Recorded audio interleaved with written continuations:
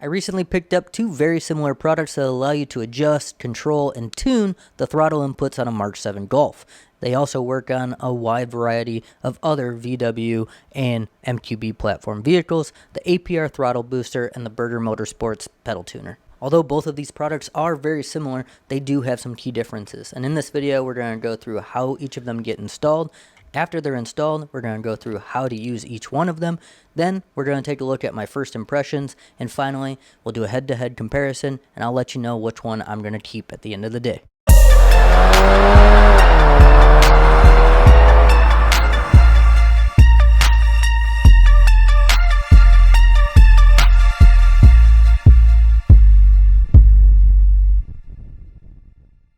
Hey everyone, welcome to the Dadwagon channel, and thanks for joining me for this fun little test and comparison between these two products.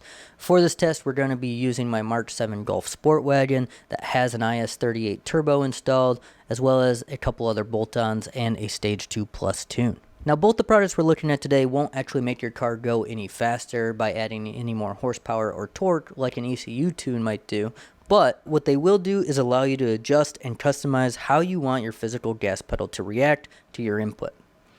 Both of these units get installed between your accelerator and your vehicle's computer, allowing you to adjust the signal that ends up being sent to dial in how responsive or non-responsive you want your throttle inputs to be. Although, all that being said, after you install one of these on your car and crank it up all the way and step on the gas, your car feels faster. If you want additional information about both of the products we're going to be talking about today, there are links down below in the description.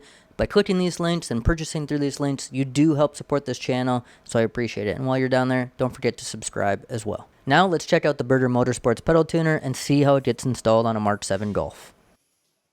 I don't know why I have the car on the lift. I recorded this a while ago, and I must have been doing something else too, but it does kind of help to lift it up a little bit to get some easier access when crawling on your back to get to this spot, which is right behind the driver's pedals. Now here's a close-up of exactly how to disconnect these, because it can be a little challenging. So first you're going to slide up the connector and then depress it so you're able to pull it apart.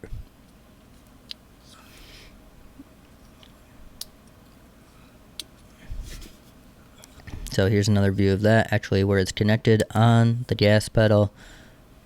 I'm going to slide it up and then depress the red plastic and remove it. It does take a little bit of strength to get that off.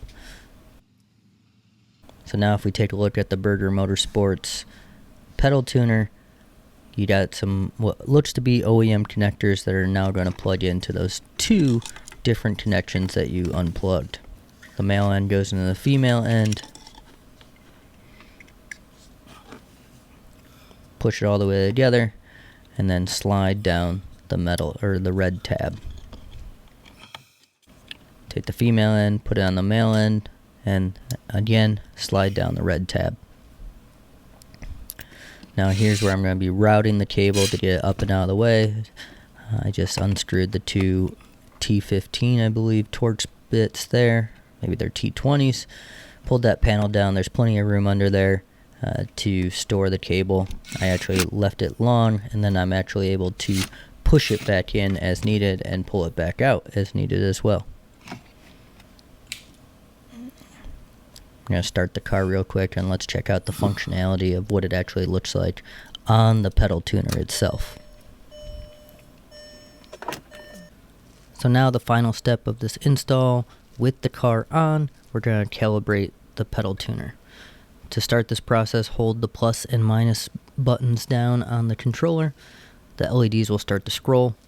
Once they pause, go ahead and push down on the gas pedal slowly all the way down to the floor and then let it back up.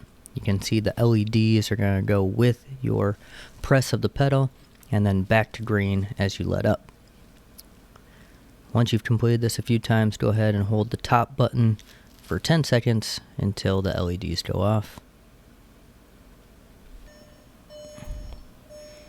So this kind of rainbow colored, multicolored light is the standard drive mode or stock drive mode.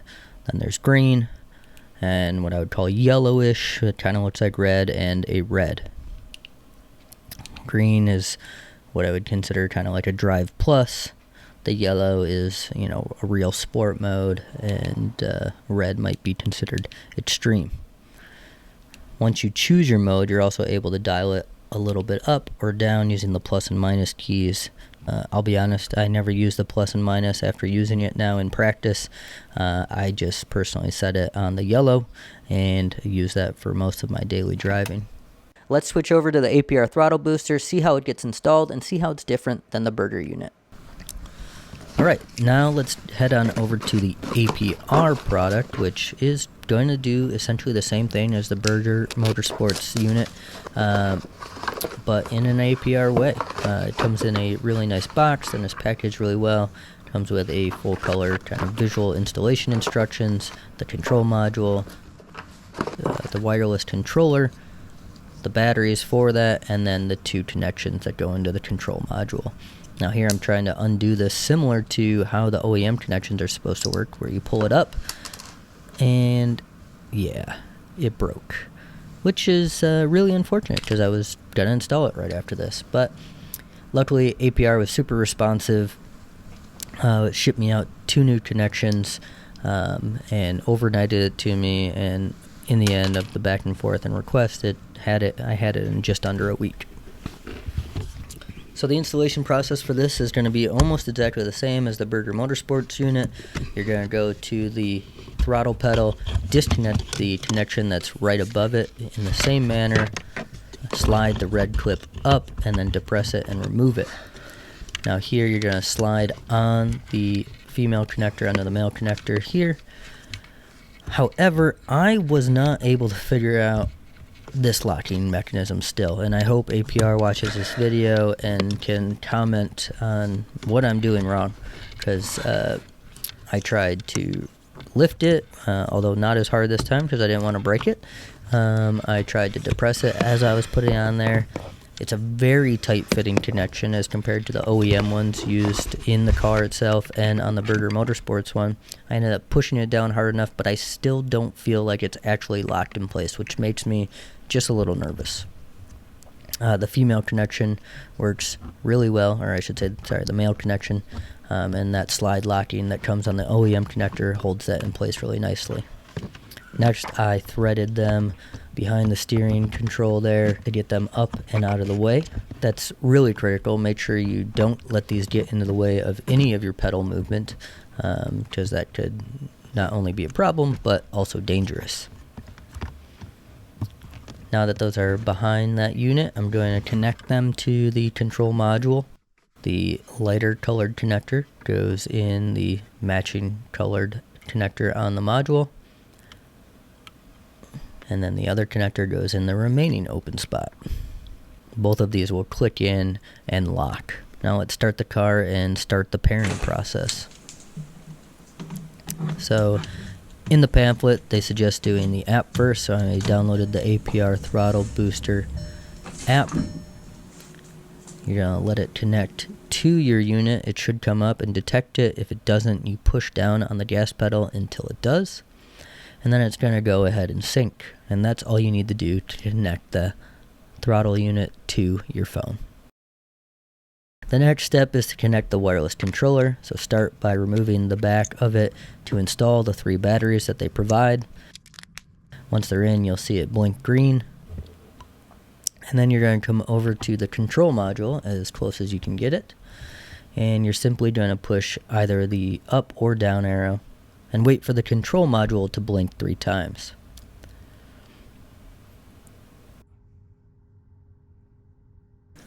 So now that both the wireless controller and the app are connected to the module itself, now we have to go through each of these devices and do a pedal relearn process. So we're going to start with the app. I'm going to open the APR Throttle Booster app and then click on the first button that pops up that says Pedal Relearn. The process of the pedal relearn is really, once it begins, you push the pedal down 3 times fully to the floor and release it within 30 seconds. Now you'll know that you have a successful connection once this is complete when the light on the control module turns from red to orange. But what you'll find, at least that I found is the red and the orange are very hard to tell the difference between when you're looking at that little light on the control module. So once I completed the relearn process on the app, I moved over to the wireless controller. And on this device, what you have to do is put both of the arrows on it for 3 seconds until the green light starts pulsating on the device itself. And when you do this, the difference is you push the pedal slowly down and up until it finishes and it's paired. With this one, you'll know you have a successful connection once the light turns from orange on the control module now to green. That one's a little easier to tell the difference. Now, while it's easier to tell the difference between orange and green, I did struggle to get this to work. I had to try it multiple times. The paperwork does tell you that you may have to try it multiple times. I want to say I had to do it at least 5 or 6 times until I was able to have some success in getting this connected.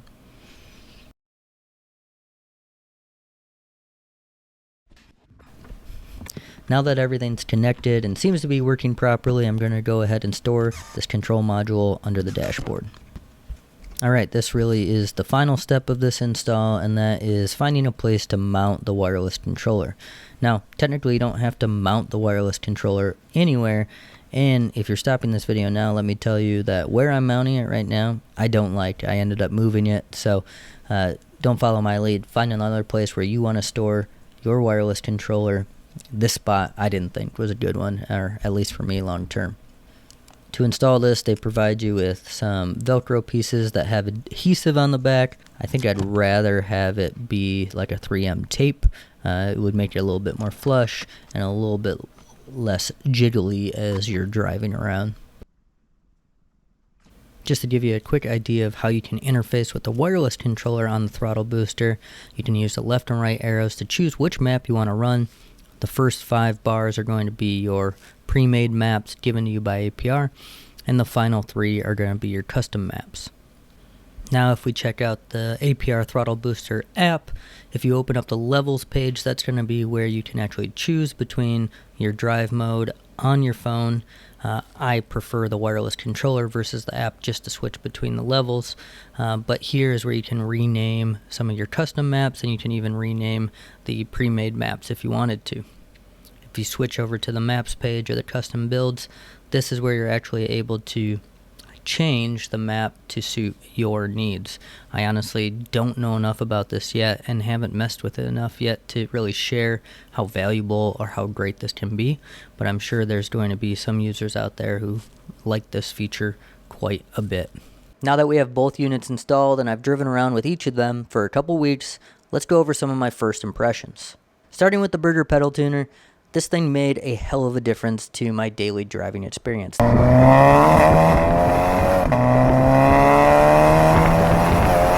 This was the first one I installed. I had no idea what to expect, and it was fantastic. With reduced input required, the car responds to acceleration the way it always should have. The ability to adjust that on the fly as I see fit is also just so much fun. After the first few days with it, I really didn't mess with it anymore.